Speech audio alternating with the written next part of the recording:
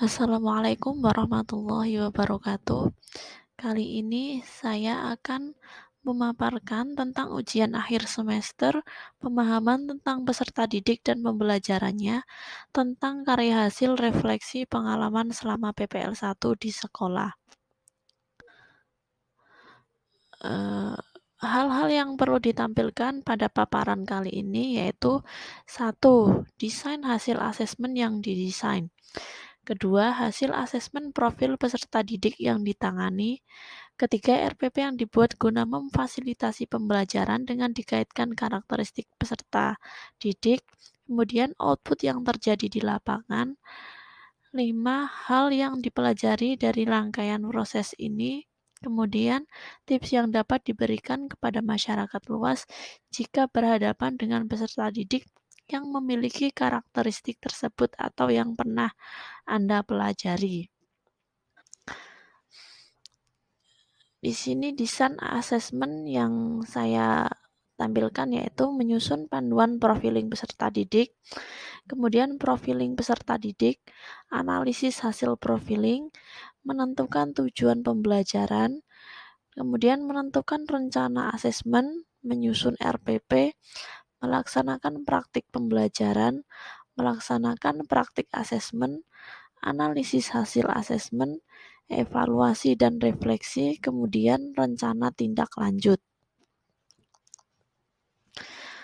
Pada hasil asesmen profiling peserta didik yang ditangani, di sini jumlah peserta didik yang ditangani yaitu ada 36 siswa terdiri dari 17 siswa laki-laki dan 19 siswa perempuan. Untuk kemampuan kognitifnya, kemampuan peserta didik ada beragam-ragam, yaitu ada yang kemampuannya low, medium, dan high. Kemudian status sosial peserta didik. Peserta didik berasal dari daerah yang berbeda-beda dengan latar belakang sosial. Kemudian minat belajar. Ada peserta didik yang memiliki minat belajar tinggi, ada pula yang rendah. Untuk gaya belajarnya, ada yang memiliki peserta didik memiliki gaya belajar yang berbeda-beda. Ada yang audio, visual, dan kinestetik.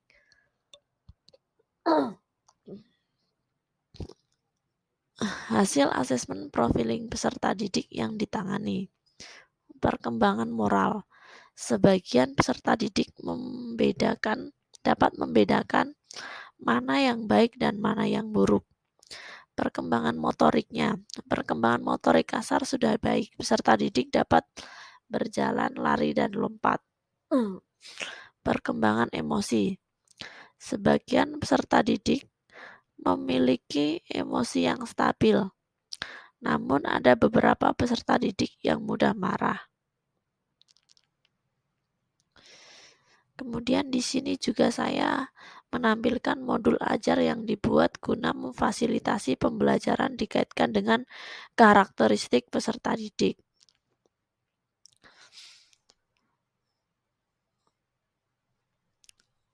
Berikut identitas modul ajar yang saya susun, yaitu materinya tentang report text non-living things. Institusinya saya kebetulan PPL di SMA Negeri 8 Semarang.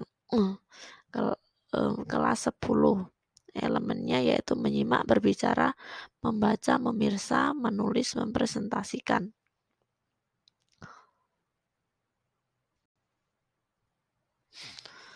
Kemudian untuk kompetensi awal, peserta didik sudah memahami penggunaan simple present tense dan bagaimana cara menyusun kalimat menggunakan simple present tense. Peserta didik mampu membedakan penggunaan verb dan adjektif dalam suatu kalimat. Peserta didik sudah memiliki keterampilan dasar melafalkan beberapa kata atau ungkapan yang berkaitan dengan fakta. Peserta didik mampu menyebutkan macam-macam benda mati, khususnya benda elektronik. Kemudian profil pelajar Pancasila. Ada 4 poin di sini sudah disebutkan.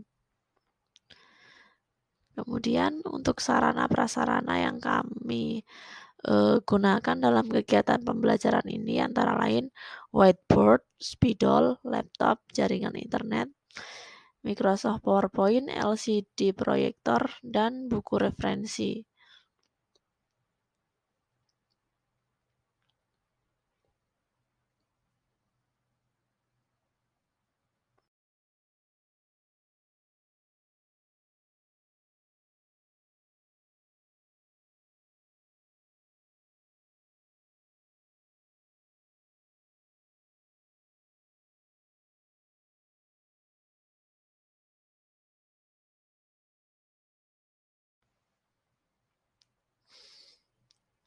Kemudian untuk model pembelajaran, saya menggunakan pendekatan genre-based approach, modelnya PBL, metodenya discovery learning, discussion, dan cooperative learning.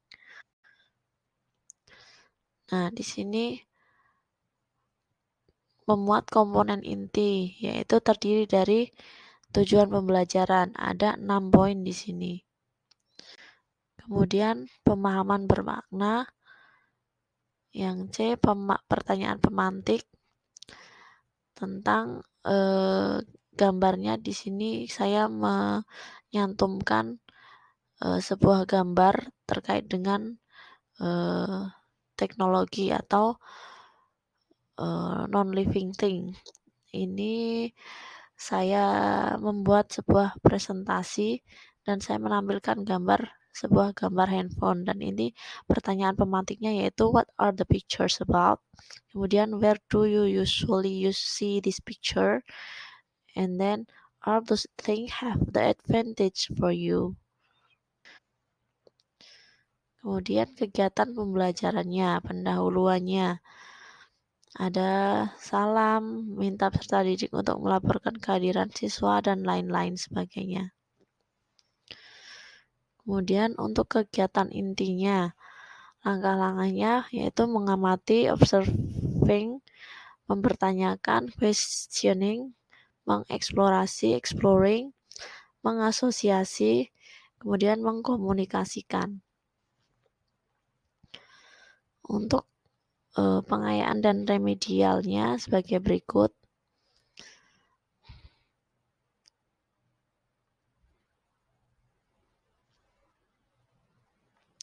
Nah, asesmen pembelajarannya. Ada 3 asesmen, yaitu asesmen diagnostik, penilaian sumatif, dan penilaian tes formatif. Pada asesmen diagnostik itu ada pertanyaan pemantik dan tanya jawab sebagai tindak lanjut.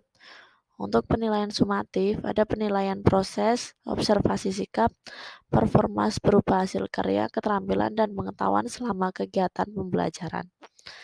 Untuk penilaian tes formatif, ada tes evaluasi ulang. Refleksi sebagai guru, yaitu ada perencanaan, pelaksanaan, dan penilaian. Catatannya di sini kami kurangnya persiapan dan manajemen waktu. Selain itu, ternyata terjadi kendala karena PC yang ada di kelas tersebut tidak dapat digunakan atau tidak dapat difungsikan. Oleh karena itu, guru harus mencari alternatif lain agar materi tetap tersampaikan kepada peserta didik. Yaitu kami solusinya dengan membagikan slide PowerPoint lewat grup WA. Jadi peserta didik dapat mengakses PowerPoint tersebut untuk dilihat masing-masing peserta didik. Untuk refleksi peserta didik di sini cukup responsif dan aktif dalam kegiatan pembelajaran. Mereka juga dapat menjawab pertanyaan dari guru, dan mereka juga memahami materi dengan baik. Ini untuk LKPD-nya, kami memberikan perintah untuk peserta didik membuat sebuah infografis terkait dengan benda-benda teknologi. Nah, di sini kami menginstruksikan kepada peserta didik untuk membuat kelompok terdiri dari 9 kelompok, masing-masing kelompok memilih dari 6 alat teknologi tersebut, kemudian mereka membuat sebuah report teks tentang salah satu dari keenam benda teknologi yang tertera di LKPD, dan mereka membuatnya uh, menjadi sebuah infografis.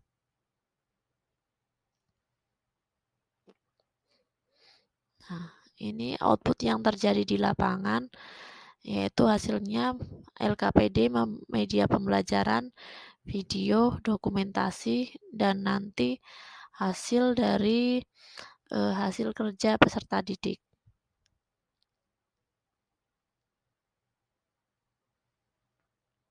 Kemudian ini beberapa dari karya peserta didik tentang report teks berupa infografis tentang kamera.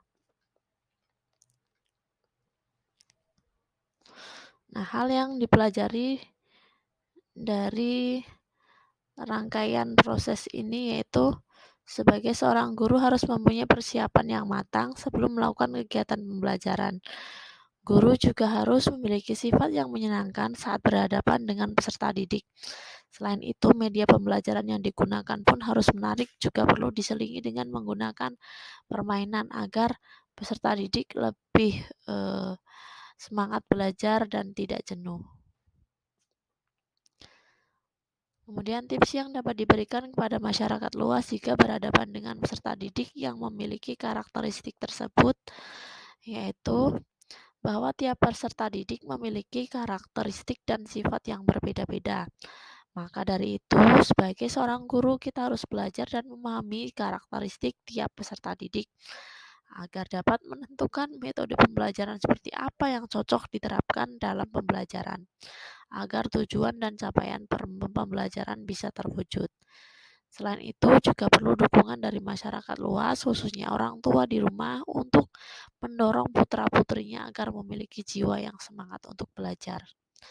Demikianlah pemaparan dari kami.